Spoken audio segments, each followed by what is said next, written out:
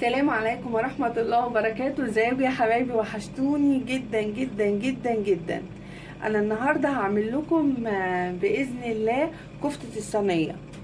كفتة الصينية دي هعملها لكم ولا مكتومة والكفتاية كده خفيفة ومش مكتومة من جوه ولا اي حاجة، وطعمها حلو قوي قوي قوي، وكلها مكونات بسيطة. عندي نص كيلو لحمة زي ما انتم شايفين اهو، نص كيلو اللحمة اهو.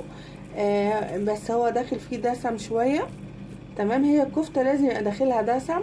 ومعايا بصلتين اهو، بصلتين مش كبار، واحدة يعني متوسطة واحدة صغيرة. ومعايا زي ما انتم شايفين جنزبيل، قرفة، ملح وفلفل، ملح وفلفل. واللي هنا معايا البيكنج باودر او بيكنج صودا اهو، اللي هو ده. تمام، انا باخد منه معلقه اهي. هي السر في البيكنج صودا هو اللي بيخلي الكفتايه من جوه مش مكتومه. فان شاء الله مع بعض وهتاكلوا معايا احلى كفته. انا هاخد بس هبشر البصله مع الثوم وهوريكم الطريقه ازاي.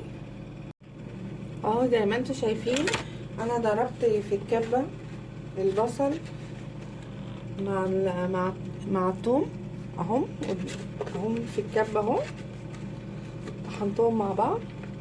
تمام، موضوع بسيط جدا وسهل ومش هياخد منك ثواني، اسهل كفته ممكن تاكليها، يعني يمكن اسهل من المشويه، لان على طول هتقرصيها كده في الصينيه. وهننزل بالتوابل كلها اهي، دي كل التوابل بتاعتنا بس. وهنعجن كل الخليط ده مع بعض، كله مع بعض اهو. انتوا عارفين انا بحب اشتغل بايدي زي ما انتوا شايفين اهو. موضوع بسيط جدا جدا.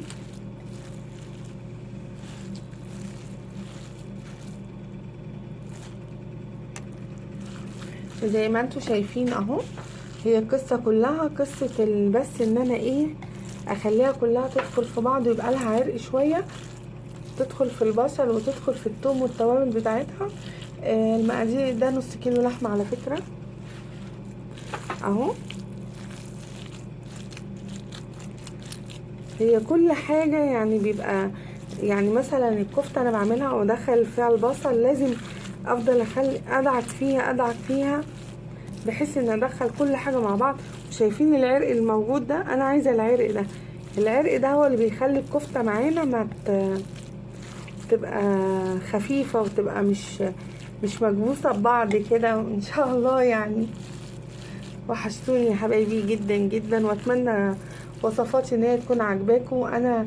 وما تنسونيش في الاشتراكات واللايكات وان شاء الله يا رب تكون كل اللي بقدمه بينول اعجابكم اهي كده. وكده بقى انا هبتدي ان انا ايه، هجيب الصينيه اهي. الصينيه معانا، ادي الصينيه.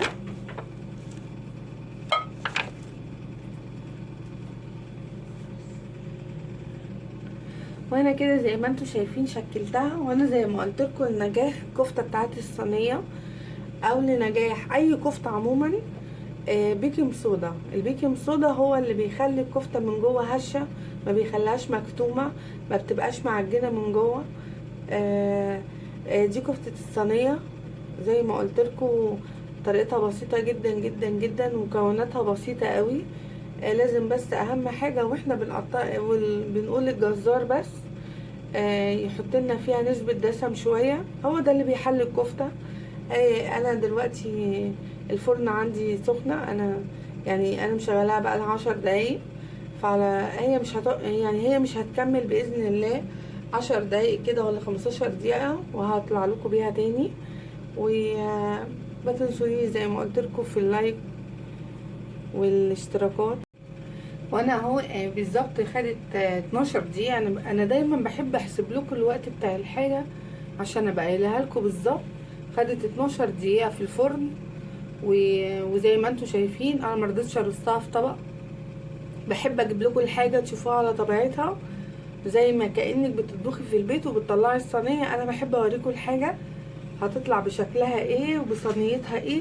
انا ممكن كنت احطها في طبق واعمل جرنش وكده، انا عارفه، بس انا دايما بحب ان يعني ايه اقولك دي النتيجه، دي النتيجه اللي انت هتطلعيها من الفرن عندك، دي النتيجه اللي هتخلصيها من البوتاجاز. اتمنى يا رب ان طريقتي تكون عجبتكم، وتكون حاجات بتنور رضاكم. ودي طريقه كفته الصينيه، غير كفتة الحاتي. كفتة الحاتي ليها طريقة تانية، انا كنت عملتها في الصفحة عندكم. فبالهنا والشفا لكل اللي بيعمل طريقتي، وارجوكوا يعني دعموني باشتراككم وبلايكاتكم، دعموني. يعني هو ده ان انا حابة يعني اللي بيدخل عندي من المشاهدين، يعني انا حباكم ان انتوا تدعموني باللايكات بتاعتكم وبالاشتراكات والمشاهدات. انا مشاهداتكم مجرد ان هي بتيجي عندي المشاهدة، انا بالنسبة لي ده نجاح، ان انا وصلت معلومة. اتمنى يا رب تبقى صدقة جارية لحياتي. وما تنسونيش بقى بالاشتراك واللايكات، وباي باي.